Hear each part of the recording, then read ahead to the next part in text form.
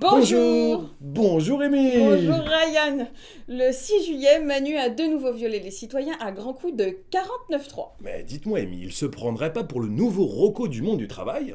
Non, en fait, il a rien inventé. Ça ressemble plutôt à du Pinochet sauce Friedman et sa stratégie du choc. Moi, si j'étais Manu, vu la rentrée sociale qui se profile, j'investirais plutôt dans un slip en Kevlar et une paire de baskets. Lui et Flamby, qui comptaient sur l'euro pour se refaire une virginité, vont devoir raser les murs. Non seulement il y a toujours 75% des Français opposés à la loi, mais on a découvert en plus que ce projet violait aussi les conventions fondamentales de l'Organisation internationale du travail. Déjà en 2012, l'OIT avait condamné un projet de réforme du gouvernement grec organisant la décentralisation de la négociation collective au niveau des entreprises. Mais ça ressemble à s'y méprendre à l'article 2 de la loi El Khomri. Myriam, elle serait pas en train de nous faire le coup du cheval de Troie? Du cheval de Troie, je sais pas, mais du bourricot de Bruxelles, j'en suis sûre, et pour cause. En effet, la Troïka a, entre autres, déjà fait bouffer du foin aux Portugais, Italiens, Espagnols, et maintenant, c'est au tour des Français et des Belges. Alors que ces lois affichaient fièrement la création de milliers d'emplois dans tous ces pays, le nombre de chômeurs et de précaires ont explosé. Et ils ont en plus l'indécence d'appeler ça loi travail. Donc je résume, les Français n'en veulent pas, la majorité parlementaire n'en veut pas, les militants socialistes n'en veulent pas, les Européens n'en veulent pas et l'OIT n'en veut pas. Et même l'ONU n'en veut pas. Les experts onusiens ont à ce sujet rendu un rapport accablant, tant sur les dérogations à des protections acquises en matière de conditions de travail, d'accroissement de la flexibilité, sans avoir exploré d'autres solutions possibles. Bah oui, parce qu'au lieu de détruire le travail, il serait plus judicieux de le partager. Le comité dénonce également la répression syndicale et l'amenuisement de l'espace démocratique de négociation des conventions collectives.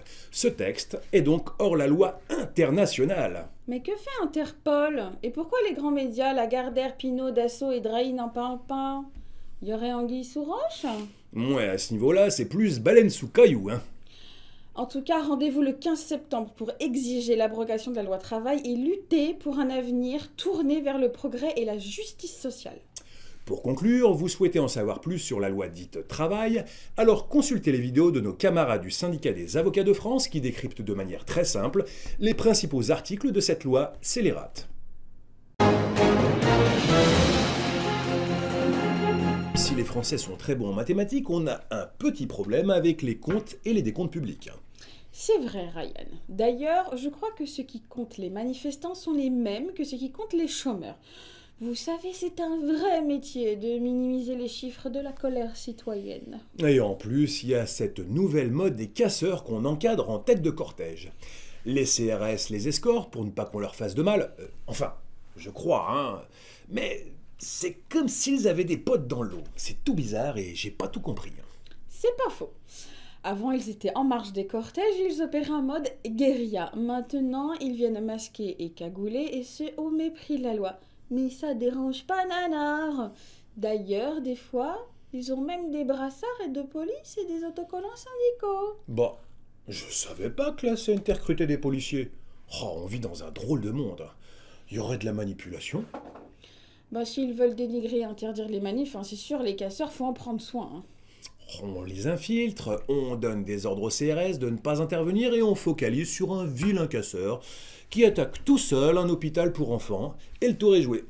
Les médias s'occupent de relayer les images en blouc et la plus grosse manifestation sociale devient anecdotique. Ils sont forts, ces socialos. En plus, si on suit leur raisonnement, avec ce qui s'est passé avec les hooligans à Marseille, à Lille et ailleurs, on aurait dû interdire l'euro, non?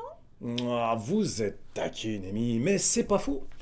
Pendant qu'on y est, pourquoi ne pas interdire la CGT qui cause tous les problèmes en France? Oh, les vilains syndicalistes, on serait des terroristes, des preneurs d'otages, rien que ça. Ils ont sorti tout l'arsenal sémantique du djihadiste. Manu, rappelle-toi que la CGT, c'est d'abord la résistance contre les Allemands durant la Seconde Guerre mondiale.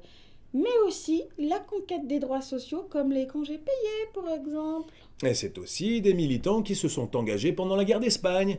Tu sais, pour sauver ta famille. Même s'il y en a qui disent que vous étiez de l'autre côté des barricades. En tout cas, dis merci ou gracias si tu préfères et arrête de la jouer Franco el Blanco. Manu, les seuls voyous qui cassent l'hôpital Necker et tous les autres hôpitaux, c'est toi et ton gouvernement. Même les policiers et les pompiers ne vous serrent plus la main. Plus personne ne veut de vous et encore moins de votre loi. Vous êtes la honte de la gauche, le Tchernobyl de la démocratie, les irradiés de la République. Le monde entier se fout de votre gueule et vous persistez dans la médiocrité. Cerise sur le gâteau, maintenant pour accéder aux manifs, on est fouillé, palpé et gentiment menacé par les forces de l'ordre qui, au passage, sont épuisées. Alors, c'est quoi la prochaine étape? Des manifs à poil, histoire d'être sûr qu'on ne dissimule pas un objet contondant comme un autocollant de la CGT? Et si ça continue, ils vont finir par nous interdire nous aussi. Ouais, alors autant en profiter et résister. Sur ce, on vous dit à la prochaine. Si on n'est pas viré. Ou arrêtez. Ben ouais. Non, je lâche pas prise, je reste présent dans le combat. Même en temps de crise, je ne fléchis pas, je reste droit. Reste fort, boy, sois droit. Pour y arriver, il faut croire en soi. Méditer, réfléchis à ça. Choumine et ma gueule leur dire ça. Non, je ne lâcherai pas. Quoi qu'il arrive, je garde la foi. Qui croit en nous, qu'ils n'y croient pas. Oh non, non, non, non, ils ne m'auront pas. Je laisserai pas décider pour moi ce qui est bon et ce qui ne l'est pas. Oh non, non, non, non, je ne lâcherai pas.